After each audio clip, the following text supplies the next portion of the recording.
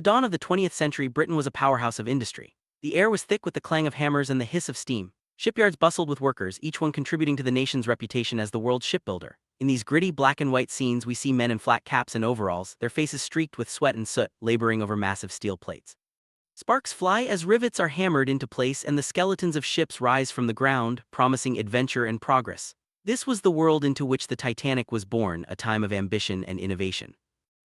Belfast, the Harland and Wolff shipyard, was chosen to bring an extraordinary vision to life. The White Star Line, eager to outshine its rivals, commissioned a ship that would be the largest and most luxurious of its era. Engineers and designers gathered, poring over blueprints and sketches, determined to create something the world had never seen. The Titanic was conceived not just as a vessel, but as a floating palace, a symbol of human achievement and technological prowess. The excitement in the air was palpable as plans for this behemoth began to take shape. Construction of Titanic was a feat of engineering. Massive steel plates were hoisted into place and thousands of workers toiled day and night. The ship's hull stretched an astonishing 882 feet, dwarfing everything around it. Cinematic pans reveal the intricate network of beams and rivets, each one essential to the ship's strength. Advanced technology was woven into every inch, from powerful engines to innovative safety features. The Titanic was not just big, it was built to be unsinkable, a testament to the era's faith in progress and human ingenuity. Blueprints and engineering diagrams tell the story of Titanic's complexity. Designers meticulously planned every detail, from the curvature of the hull to the placement of the grand staircase. These documents, spread across drafting tables, were the roadmap to a new era of ocean travel. Slow, cinematic shots linger on the lines and measurements, highlighting the precision and ambition behind the project. Each stroke of the pen brought Titanic closer to reality, fueling the dreams of those who would one day sail on her. Standing beside Titanic during construction, one could not help but be awed by its sheer size. At over 882 feet long and weighing more than 46,000 tons, it was the largest moving object ever built by man. Workers appeared tiny against the backdrop of the rising hull. The ship's immense scale was a source of pride for all involved, a visible sign of the industrial might of the age. Every rivet and plate was a step toward making history. Titanic was designed with strength and safety in mind. Its double-bottomed hull and 16 watertight compartments were considered state-of-the-art. Engineers believed these features would make the ship virtually unsinkable. The ship's advanced design was a point of pride, and the public marveled at the technological leaps that made such a vessel possible. The confidence in Titanic's safety was so great that it became a key selling point for passengers. Inside, Titanic was a world of luxury. The interiors rivaled the finest hotels, with sweeping staircases, glittering chandeliers, and richly decorated dining halls. The grand staircase in particular became an icon of elegance. Passengers could enjoy a swimming pool, Turkish baths, and opulent lounges. Every detail was crafted to impress, from the polished wood paneling to the fine china in the dining rooms. Titanic promised not just a journey but an experience of unparalleled comfort and style. First-class passengers on Titanic enjoyed the height of luxury. Their cabins were spacious and elegantly furnished, with private promenades and attentive service. The elite dined on gourmet meals, attended lavish parties, and socialized in exclusive lounges. For the wealthy, Titanic was more than transportation. It was a floating palace, a place to see and be seen. The ship's reputation for opulence attracted the world's most prominent figures, eager to be part of history. Econ-class accommodations offered comfort and style for the middle class. Passengers enjoyed well-appointed cabins, pleasant dining rooms, and access to libraries and lounges. The experience was a step above what most travelers were used to, reflecting the growing aspirations of the era's middle class. Titanic's second class was a testament to the ship's commitment to providing a memorable journey for all, not just the elite. Third-class passengers, Titanic represented hope and opportunity. Many were immigrants seeking a new life in America. Their accommodations were simple but clean, with shared spaces and hearty meals. Despite the modest surroundings, the excitement was palpable. Titanic offered a chance for a better future, and the journey itself was an adventure. The ship's size and modern amenities made even third-class travel a remarkable experience.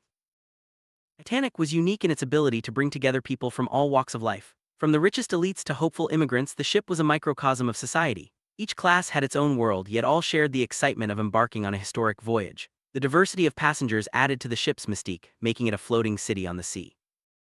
May 31, 1911, thousands gathered to witness Titanic's launch. The atmosphere was electric as the massive ship slid gracefully into the water for the first time. Crowds cheered, waving flags and celebrating this triumph of engineering. The launch was a moment of national pride, marking the beginning of Titanic's journey from dream to reality. The ship's gleaming hull reflected the hopes of all who watched.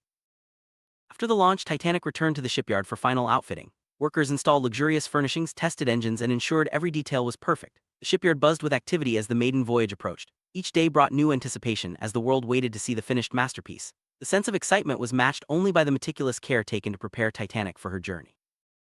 April 10, 1912 dawned bright and clear. In Southampton, passengers gathered at the docks, their luggage piled high, ready to board the world's greatest ship. Families hugged, friends waved, and photographers captured the moment. The Titanic's crew welcomed guests aboard, guiding them to their cabins. The mood was festive, filled with laughter and anticipation. As the ship's whistle sounded, the adventure of a lifetime began.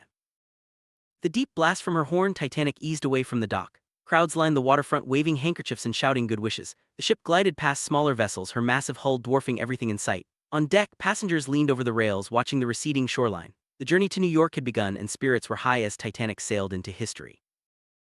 As Titanic steamed across the Atlantic, life on board settled into a pleasant routine. First-class guests enjoyed lavish meals and entertainment while children played on deck. Second-class passengers strolled the promenade, and third-class travelers gathered for music and conversation. The ship's crew worked tirelessly to ensure everyone's comfort. The atmosphere was one of optimism and camaraderie, with the promise of a new world ahead. Titanic was more than a ship, it was a floating city. With over 2,200 people aboard, it buzzed with activity day and night. Shops, restaurants, and even a newspaper kept passengers entertained. The ship's size and amenities were unmatched, and every day brought new discoveries. From sunrise to sunset, Titanic was alive with the sounds of laughter, conversation, and music. For many, Titanic represented hope. Immigrants dreamed of new beginnings in America, while others sought adventure or reunion with loved ones. The ship was a vessel of dreams, carrying stories from every corner of Europe. As the days passed, friendships formed and excitement grew. The Atlantic stretched ahead, full of promise and possibility. Visuals of Titanic's voyage were breathtaking. Warm sepia tones gave way to natural colors as the ship sailed into open water. The sun sparkled on the waves, and the night sky was ablaze with stars. Cinematic shots captured the grandeur of the ship and the beauty of the ocean. Every moment felt historic, as if the world was holding its breath. As Titanic sailed on, the mood remained hopeful and serene. Passengers enjoyed the calm seas and clear skies, unaware of the danger that lay ahead. The ship glided smoothly through the night, its lights twinkling on the water. There was a sense of peace, a belief that nothing could go wrong, but beneath the surface, fate was quietly at work. As night deepened, the ocean seemed endless and still. The stars shone brightly, and the Titanic pressed on, cutting through the darkness. Yet a sense of foreboding lingered. Text appears on screen, hinting at the tragedy to come. The story of Titanic's creation and maiden voyage is one of hope and achievement, but the calm ocean and silent night remind us that history is about to change forever.